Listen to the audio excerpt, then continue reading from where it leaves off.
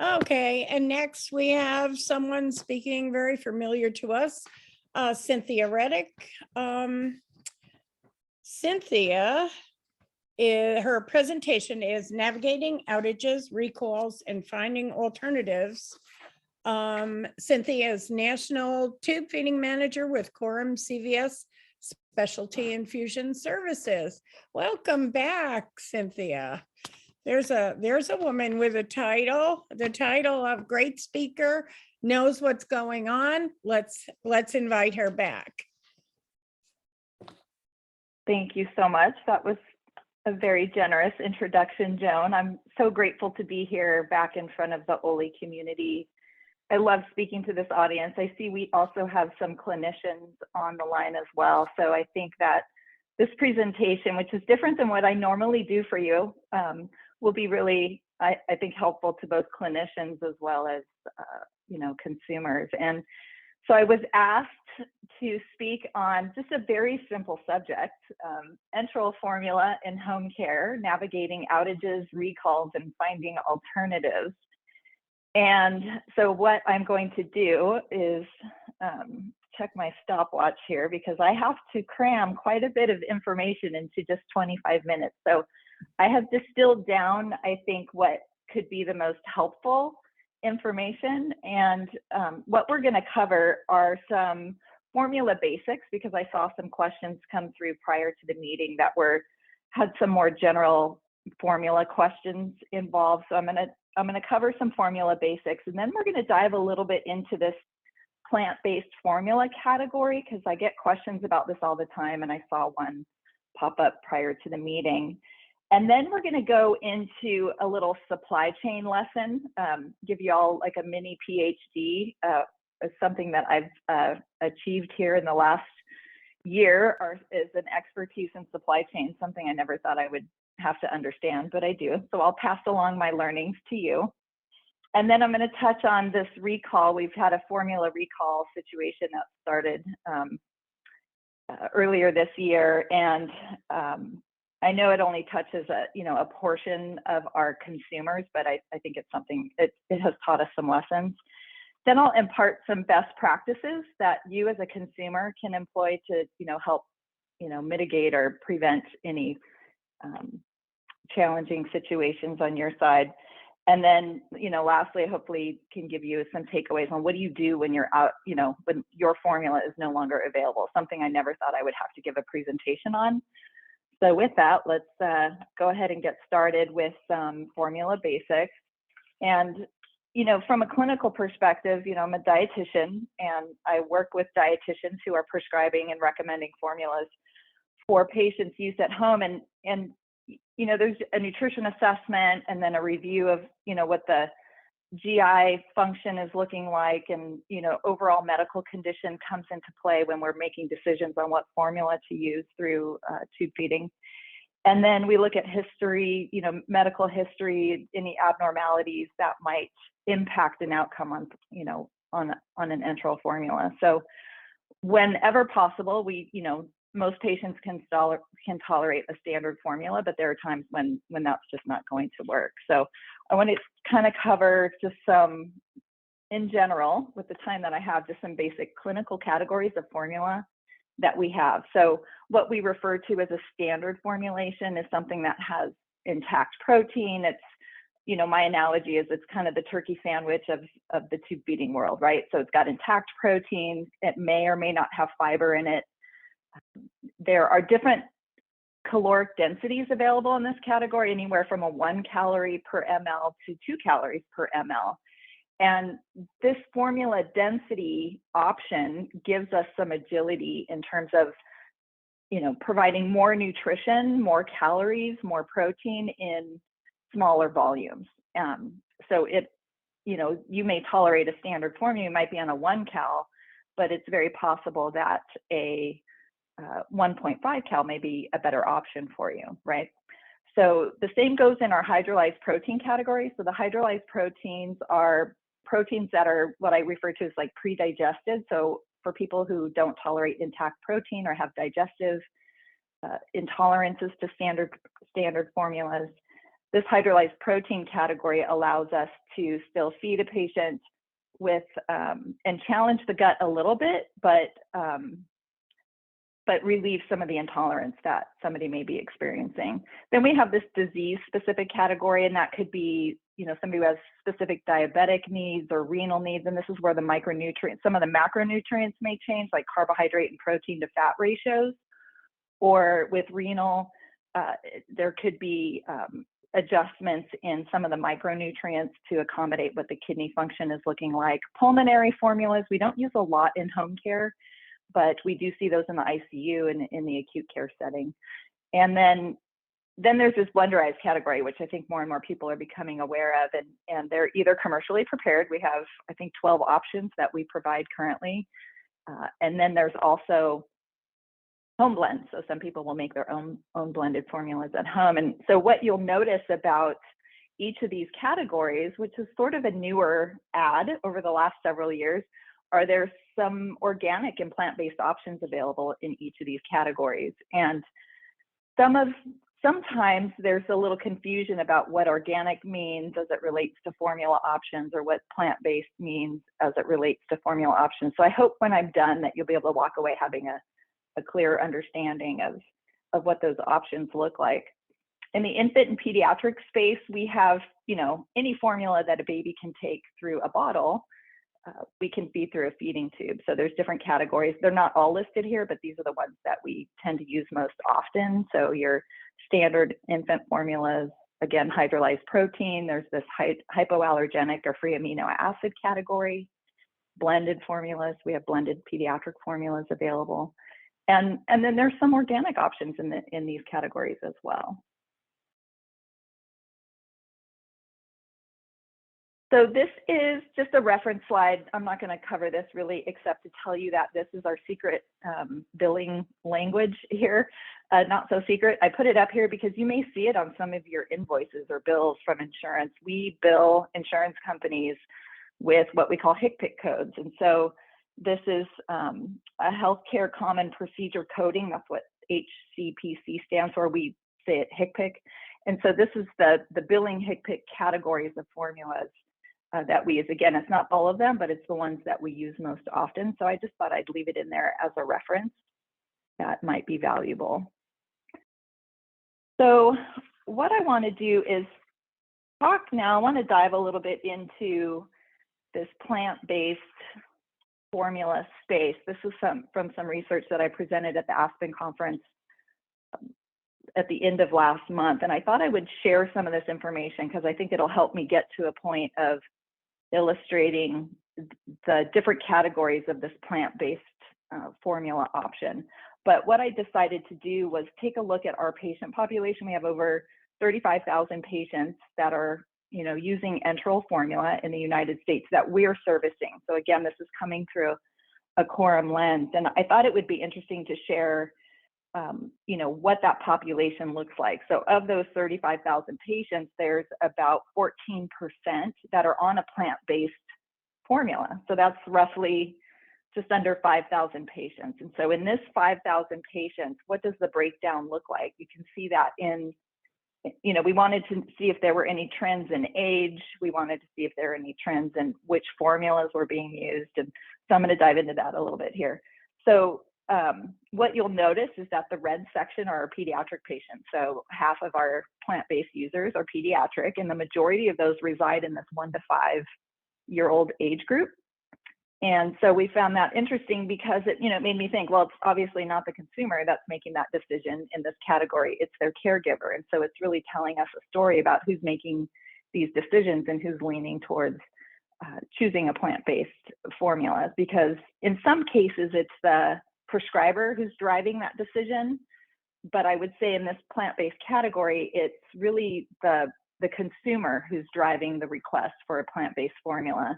And that's kind of how it started for us in home care, is this demand for plant-based really originated in the consumer community and has like bubbled up and is beginning to educate clinicians about what's available. So our second largest group is our over 65 category. So I thought that was interesting as well. So it's sort of crossing all age groups in terms of these plant-based users. So then I wanted to look at the different categories. So we talked about these HCFC categories, right? So I've broken it down. Here's your standard, you know, what we call, these are kind of clinical terms, right? Adult polymeric, that's just that standard turkey sandwich category.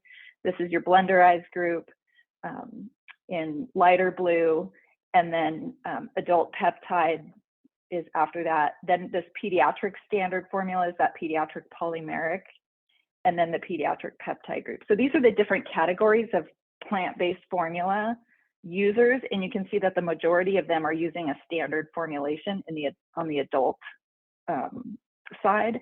And then the second runner-up would be our blenderized category.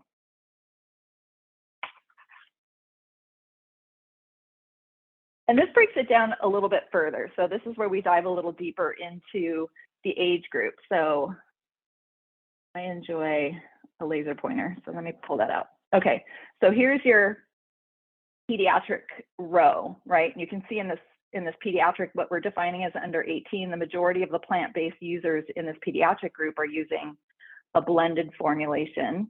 And then the second would be the standard. So what that tells you is that in our plant-based users, they generally have good GI tolerance because our standard pediatric formula and our blenderized formula categories are really designed for people with, you know, good and healthy and normal digestion. But we do have a fifth of that group that needs a peptide or that protein that's sort of pre-digested. So that suggests that there's some, you know, absorption, digestion, tolerance issues in a fifth of our plant-based pediatric population. And then if you look at this, these are all our adults, right? So in the rest of the adult age group, the majority of those users, plant-based formula users, are using a polymeric standard plant-based product and doing fine on that. The next runner up in terms of the adult population is that peptide. So the majority have good absorption, digestion, but there is a large group that also has some a need for peptide or a need for that pre-digested type formulation. So there's a few takeaways that I want you to come away with in having seen this data, right? You're asking yourself, Cynthia, that's great, good for you. Why are you sharing all this information? I want to have you understand, whether you're a clinician or a consumer, that not all organic formulas are plant-based, nor are all organic formulas blenderized, right? So we know now that they cross over into all these other groups. Not all blenderized formulas are plant-based, so I didn't really touch on that, but there are blenderized formulas in that B4149 category that are not plant-based. They have chicken in them and other fish and other ingredients, right? And then not all blenderized formulas are organic. So that's another takeaway, because I think when we talk about organic or plant-based and blenderized formulas, they all get kind of grouped together in people's minds and they don't sort of understand the difference. So if you're interested in learning more about this option for your long-term tube feeding, that's something that you would want to take to your clinician and explore about, you know, what options might be appropriate for you. All right, so now we're going to move into our little mini PhD section and talk about supply chain interruptions. It's sort of a general term, and I'm going to speak to it as it relates to formula today, but we do know that supply chain interruptions also impact supplies, soft goods, buttons, syringes, bags, right? All of those things. And Reed later today is going to talk about supply chain interruptions and how do we navigate that and get creative with that as it relates to our TPN, right? But the lens that I'm looking through today and we'll share with you today is formula specific. So let's talk about supply chain. This is kind of what it looks like in a normal environment, in a stable environment. We have, you know, think of this as a pipeline and how much volume, you know, runs through that pipeline to the end user, right? So our hospital and retail supply chains are pretty healthy and prioritized in this way, where our home care channel in normal circumstances isn't as, you know, from the manufacturer perspective, is not at the same scale as our hospital and retail. And if you think about a manufacturer, their priority is the hospitalized patient because they're the most in critical need of that specific product. They have the least options available to them because of how acute or unstable they may be. So they're going to have a lot more need for that product in an urgent sense in the hospital setting. So I also want to pass along some, like a language lesson, if you will. So what we have is this terminology in home care that gets a little confusing sometimes. So I'm going to talk about manufacturer back orders, how that differentiates from a distributor back order, and then I'll just touch on transportation delays because that impacts all of this. So a manufacturer back order is when the supply from the company that's actually making the formula is impacted. So maybe it's an interruption in their ability to get raw materials, the actual ingredients to make the formula. So their production has slowed down and is slowing down in, the flow into our supply chain, whether it's going to retail, whether it's going to home care, whether it's going to the hospital. There are some interruptions that occur in that way. And we're experiencing this currently and have been since last year. Then there's this distributor back order. And so in home care, we don't go straight to the manufacturer, at least in my experience and the way that our company works. We don't go directly to the manufacturer for our formula, right? So we run it through a distributor, and that allows us to do a variety of things. There's quality assurance in that.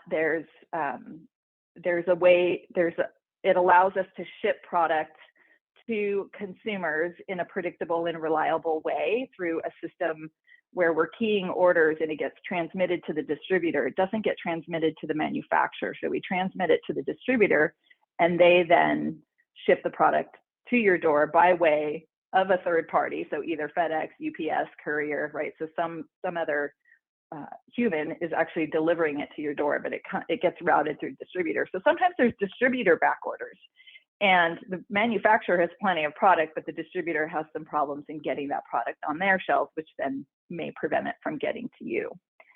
And then we have transportation delays. And this is sort of, I think everybody's aware of it. We're experiencing it all the way across the board, and it could be a delay in transportation from the manufacturer to the distributor, or it could be a transportation delay between the distributor and the consumer. And it could be distributor related, or it could be that third party. It could be, courier staffing issues. It could be, UPS, weather interruptions with UPS or FedEx. There's a lot of reasons that go into transportation delays. And, for a while, and currently we're experiencing some shortage of drivers in all of those industries. So we are in this unprecedented time where there's all these variables that we used to just count on that it would work. And now we have to really think about it and prepare for interruptions at any one of these categories or any one of these touch points in the way that we get formula to our consumers. Okay, so let's go back in time for a moment, shall we? February 18th, 2022, what were you doing on that day? You may or may not remember. You'd have to go back in your calendar or maybe go back to your Facebook page or your Instagram page and figure out what was I doing on that day. I can tell you that it was the 49th day of the year. We had about a month left until spring, so that was exciting for a lot of us. It was, we're getting closer to good weather and all the things that spring brings. In the UK, it was National Drink Wine Day, so that's exciting. And then we have some birthdays, right? John Travolta, Vanna White, Molly Ringwald, all had birthdays. What else happened on that day? We had a recall of infant formula. And it was a day that really impacted our world in a fairly traumatic way because we had some formulas that were impacted in Similac lines of formula. I think there were, 19 or 20 SKUs that we actually carried that were impacted, but there were I don't know, I think 40 plus SKUs from the manufacturer that were impacted. So we had to figure out which lots of formula the patients received and have them check and see if it was involved in the recall. But there was this free amino acid, or this EleCare product, that all across the board had to be recalled. And so what that did was it created an outage, not only in the EleCare product, because we had to pull it from our shelves, get it out of our distributors, get it off of our distributor shelves, contact patients and make sure that they knew to set it aside until we knew what, you know, the manufacturer wanted us to do with it. And then, you know, if you're an EleCare user, you're immediately out of nowhere out of product. And so what do? So then you work with your home care company. If you're getting your product through a home care company, you have to find an alternative. So if you're a retail consumer and you've, you know, purchased it at Costco or Target or wherever, then you go back to that store and you get your money back, get a replacement product. But when you're working through home care, you have to work, you know, the direction was to work with your home care company to have that replaced. So that's what people did. And we had to send out substitutes, and we did, no questions asked. We were sending out alternative products that we would refer to as equivalents. And what that did was it depleted that supply. So not only was EleCare then completely gone, there was a, you know, 1 or 2 or 3 week period of time where we just completely depleted all the alternatives. So we had this outage, and we currently, and it's sort of come and go, some in the infant space, some in the junior space, what we call, you know, EleCare infant, there's EleCare junior, and then all the equivalents to that those products. And again, I know that not everybody here or listening to this was impacted by this, but I think there's a lot of lessons that we've taken from this experience that we can apply to our own lives. And so this is what it felt like for us. Remember that supply chain channel and that pipeline of product, and when you've got an infant formula outage, the manufacturers, what we learned was that home care was not at the top of their list in terms of getting supply into that supply chain. So their priorities were hospital and retail, and then home care was after that. And there's some obvious reasons for that. If you're an infant or a child in the hospital, you have a very acute needs. And so, you know, your product is going to be prioritized to that space. So in home care, we had to really, you know, wave our hands and beat our fists and, you know, try to connect these manufacturing companies, different sides of the business, like have them communicate, because there's this retail side of the business that never really communicated to the home care side of the business on the infant formula business. And so we're like forcing them to come together and talk about, hey, you know, home care needs some help over here. We need to get some product into the supply chain. And to this day, we still don't have EleCare available. And we are coming in and out of outages of free amino acid alternatives.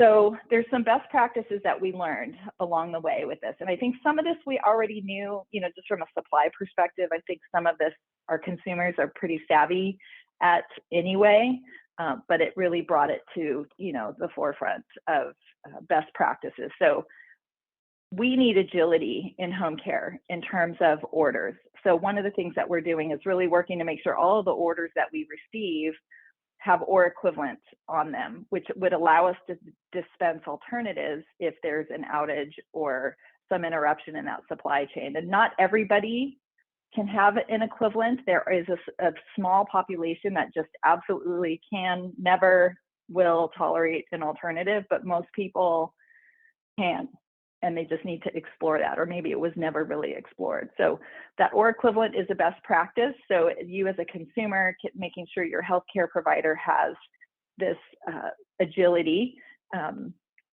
in their ordering, and most of the time, you know, with medication, they do it all the time, but I think with formula, it's just one of those things. And we're doing it with supplies too. We're really looking for the ability to dispense equivalents with supplies as well. So timely refill, so just making sure you're staying on top of your refilling, and, you know, check in with your home care company 7 to 10 days before running out, and being proactive that way.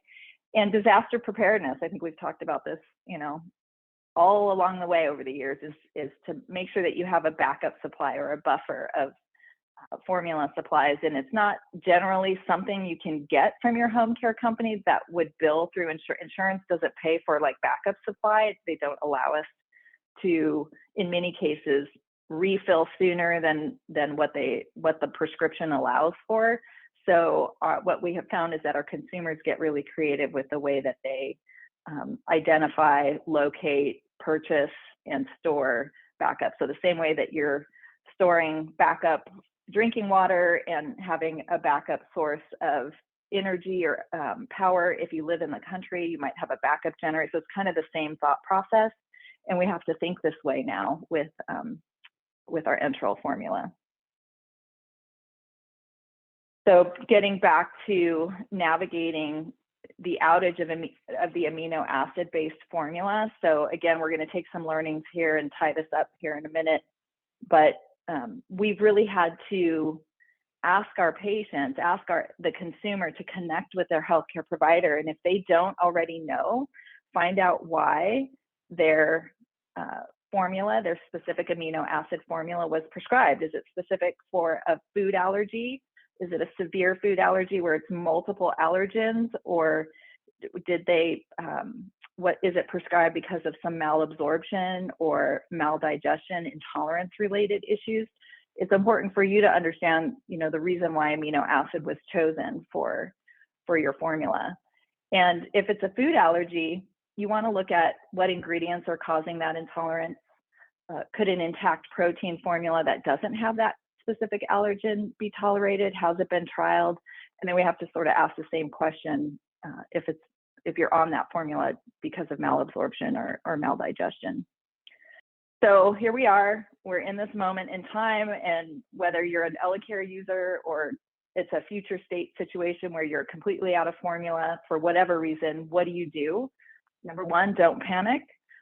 Number two, you want to understand why your specific formula is prescribed, and then assess your options. And you should do this now. Do it ahead of time in a proactive way. Does your prescription allow for substitution?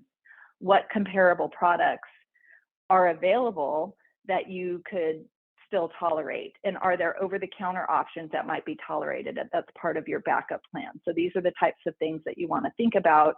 Just because you're on a specific formula doesn't mean that's the only one that you will tolerate. And I think that's where you really want to collaborate well with your prescriber, with your clinicians, your tube feeding tribe, your enteral tribe, and find out what other options may work for you in a pinch. So in closing, because my timer tells me I'm at 26 minutes, I'm doing pretty good over here.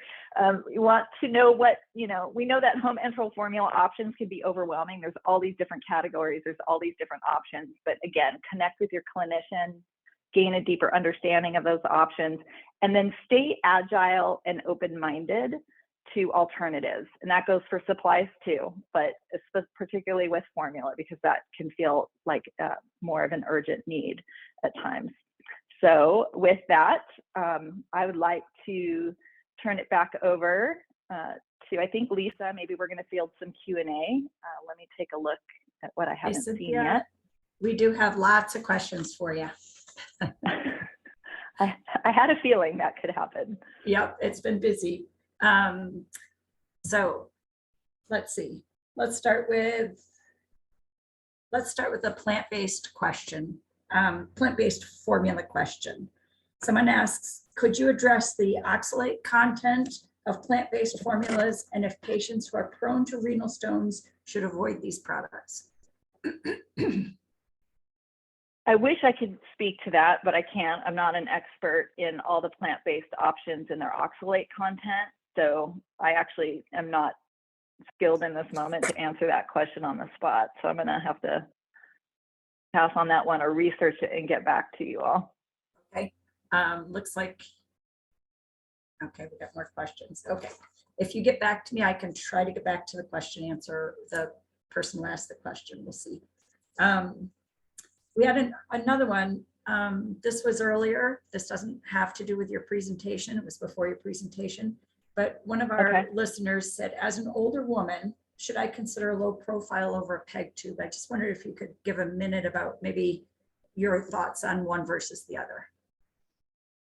Yeah, so we have dangler style tubes available, and we have low profile tubes available. And there's a couple of things. It doesn't matter what age you are. It's really about lifestyle. It's about having the option to tuck it away and not have it sort of something that you have to tuck into a pocket or manage. So, you know, low profile devices are General, someone has asked about the kind of the pros and cons of pump or gravity feed. They said, which is better, pump or gravity feed? I think that that's a hard way to try to address it, but. Yeah, so there's several methods of administration. So if you're on a pump, you know, you should ask yourself the question, what is stopping me from tolerating a gravity feeding? And when we say gravity in home care, it means a gravity system. So there's a gravity bag that has a little roller clamp. You might be hanging it on a pole or some other, you know, creative hanging solution. But that gravity bag allows you to kind of adjust with a roller clamp the speed in which that drips in. So it's kind of a hands-free way of bolus feeding. But you can mimic a pump. It just doesn't give you the precision of a pump. So if you're feeding into your stomach and you're on a pump, you should ask yourself and your clinician the question, you know, what's preventing me from tolerating or trialing a gravity feeding? And I love the option of gravity in home care. It's not something that people talk about a whole bunch in the hospital. They think, you know, pump and bolus and that's it. But there is this middle ground that I think is really great. If you're feeding into your jejunum, you know, usually we're not gravity feeding into the J tube. I have seen it done, but it's not something that's commonly prescribed or researched. There's not a lot of data around it, so not a lot of clinicians are comfortable with that. Okay, well, one more. Someone asked how to deal with constipation, gas, and bloating with a feeding tube. Okay, so how to deal with constipation, gas, and bloating in general, right? Because remember, the feeding tube is just a prosthetic. So if you're having constipation, gas, and bloating with a regular oral diet, you need to look at a variety of things. What's the content of the food that you're putting into your system? Are you getting enough hydration? Are you tolerating the fiber? So if you are on a fiber-containing formula, are you tolerating the type of fiber that's in there? So there's a lot of variables that go into that, but it's there's just too many answers to that question. But I would say just, you know, really connect with your clinician and sort of start, you know, breaking down the variables and understanding what's causing that, because it may not necessarily be your specific formula. It could be medication, it could be hydration. There's a variety of things that go into that. And I think that you've probably spoken on that at other conferences, you and other dietitians, and it's probably on our website. I'm sure it's on our website, different tips on that. So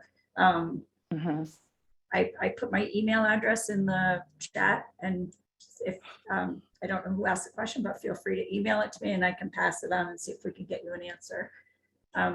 I think that that's about it. And I've got Joan back to thank you and move us to the next thing. Thanks, Cynthia. Thank you, everybody. Thanks for having me. Thank you so much, Cynthia. I just